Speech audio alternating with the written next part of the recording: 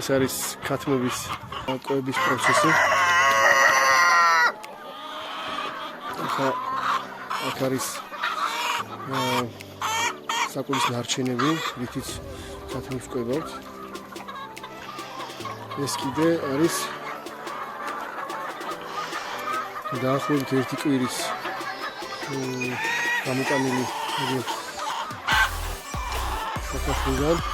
აქ არის ცივა, ნაკელი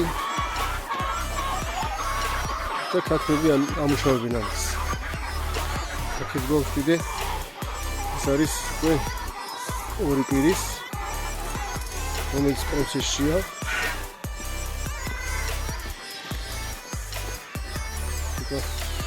ამას გადარება უნდა და დახურებულია ახლა და უნდა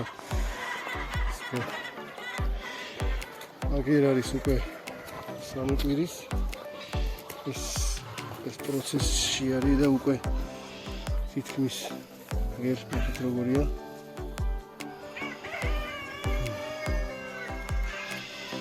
ქათმების დამუშავებულია უკვე და განაწევრებულია.